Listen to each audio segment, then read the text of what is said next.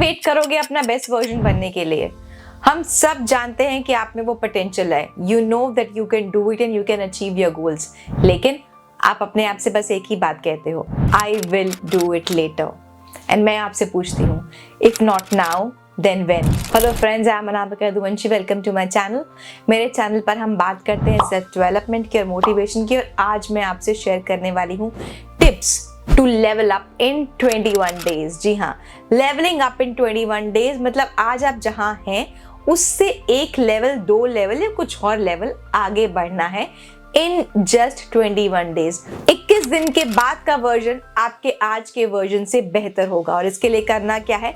You have to follow these tips to become a better version of who you are today. So let's get started.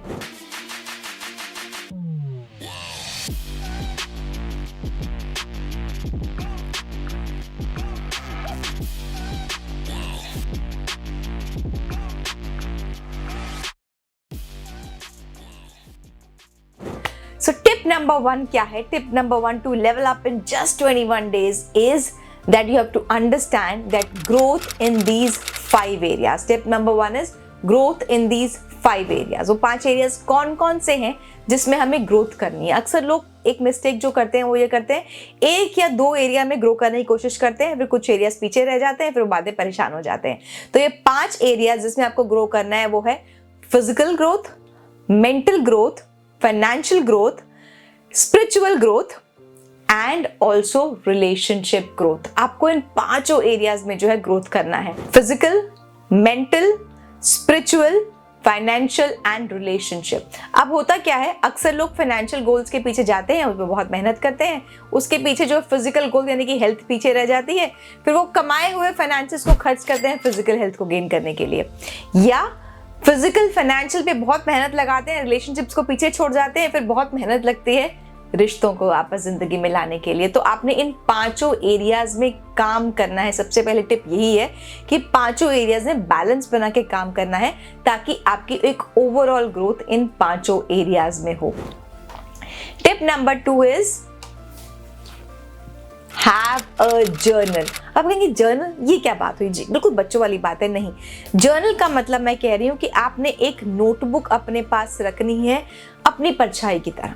उस notebook में आपने करना क्या? उस notebook में आपने बहुत सी चीजें हैं जो आपको नोट करनी है। आपकी रोज की टू डू लिस्ट, आपकी ग्रैटिट्यूड लिस्ट, आपके goals, yearly, monthly, weekly, daily, क्या आपका टारगेट है, क्या आप अचीव कर रहे हैं, क्या आपने अचीव कर लिया। अगर आप इस चीज को देखेंगे नहीं, मेजर नहीं करेंगे, तो आप उसको चेंज नहीं कर सकते, वहां तक पहुंच नहीं सकते। Gym quick says, if you can't see it you can't sees it, and if you can see it you can definitely sees it. जब अपने जर्नल में आप विजुअलाइज करेंगे, लिखेंगे कि आप क्या अचीव करना चाहते हैं, उसका डिस्क्रिप्शन लिखेंगे, उसका प्लान बनाएंगे, एक्शंस लेंगे, जो एक्शंस नहीं ले पाए उस पर क्रॉस लगाएंगे, then you will be able to measure and check your progress in a regular interval।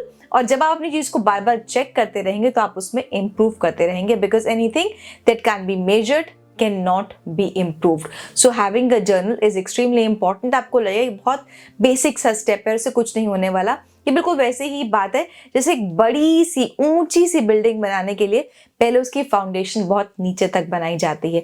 अब सोचने को सोच सकता है कि बिल्डिंग ने ऊपर जाना है, जमीन के ऊपर बिल्डिंग बननी है, जमीन के नीचे उसकी फाउंडेशन बनाने की क्या जरूरत है? अगर वो फाउंडेशन नहीं होगी तो बिल्डिंग नहीं टिक पाएगी, और एक ही तूफान में, एक ही आंधी में वो गिर जाएगी building.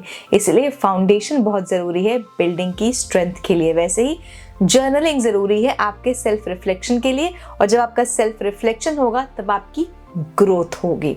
So that was the second tip. Third tip क्या है?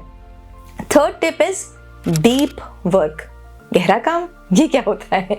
Deep work by I mean that you have to do what you are doing and only do that. अक्सर क्या होता है आजकल की ज़िंदगी में, हम खाना खाते वक्त टीवी भी देख रहे हैं, फ़ोन के मैसेजेस का भी जवाब दे रहे हैं, फिर जैसे कोई कुछ बुला रहा है उसको भी आंसर कर रहे हैं, दिमाग में थॉट तो अलग ही चल रहे हैं। तो एक समय मल्टीपल काम हो रहे हैं, तो it's very shallow work.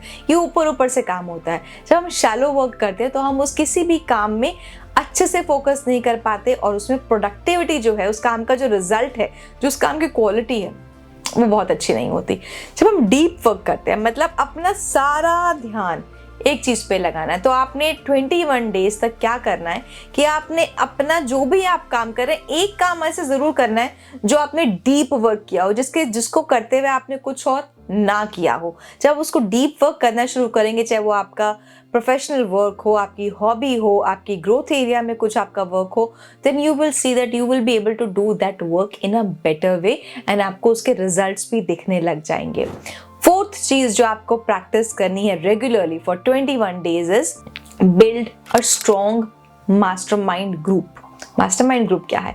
Mastermind group बिल्कुल वैसे ही है जैसे आप ये समझिए कि पुराने समय में जब राजा होते थे, उनका एक ग्रुप ऑफ मिनिस्टर्स होता था। उस मिनिस्टर्स से वो एडवाइस लिया करते थे, उन एडवाइस के बेसिस पे वो अपने डिसीजंस लिया करते थे। बिकॉज कई बार एक पर्सन अपने लिए बाइस हो जाता है किसी चीज़ को, उसका पर्सपेक्टिव बड़ा लिमिटेड होता है।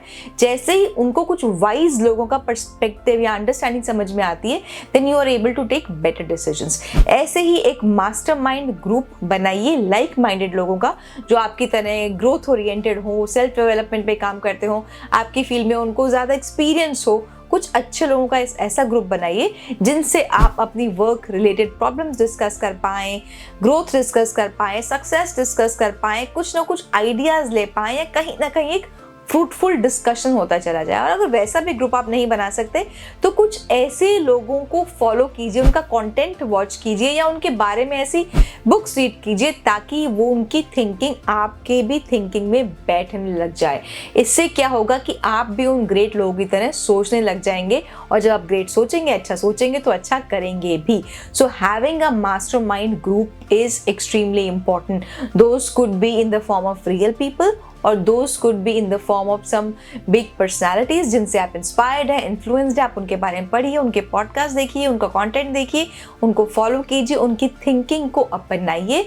तो उससे क्या होगा कि आप भी उनको जो है उनको फॉलो करने लग जाएंगे और उनकी चीज़ें आप भी अपनी लाइफ में प्रैक्टिस करने लग जाएंगे। ये आपने 21 डेज तक करना है। पांचवी चीज़ जो आपने करनी है on a regular basis, and this is a game changer, believe me, improve on a daily basis in everything that you do. आप हर रोज जो काम रोज करते हैं, आप सोचिए मैं आज ये काम कल से बेहतर करूंगा। मान लीजिए कि अगर आप प्रेजेंटेशन बना रहे हैं, आज आपने सोचना है कि मैंने अपने कल से बेटर वाली प्रेजेंटेशन बनानी है। आप कम्युनिकेट करते हैं, आप सोचिए कि मैंने ये कम्युनिकेशन कल से बेटर करना है। बिकॉज कई बार क्या होता है, हम कुछ कम्युनिकेट करना चाहते हैं लेकिन कुछ और कम्युनिकेट हो जाता है, हम कुछ और तरीके से बात करना चाहते हैं, कुछ और वर्ड्स यूज कर लेते हैं। तो आज आप ये सोचिए कि आपने कल से बेहतर कम्युनिकेशन करना है।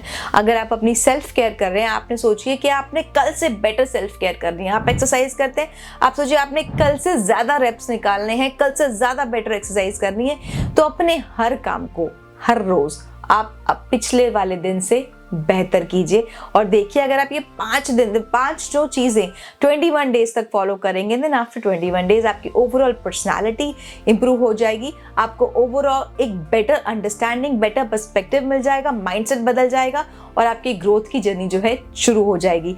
मैं ये नहीं कह रही कि 21 डेज में आप पूरे ही बदल जाएंगे, जी नहीं, लेकिन हाँ, आपकी बदलाव की शुरुआत हो जाएगी, आपको एक माइंडसेट शिफ्ट नजर आएगा और आपको एक किक मिल जाएगा आगे भी इसी चीज को फॉलो करके बेटर वर्जन बनने के लिए और लेवल अप होने के लिए।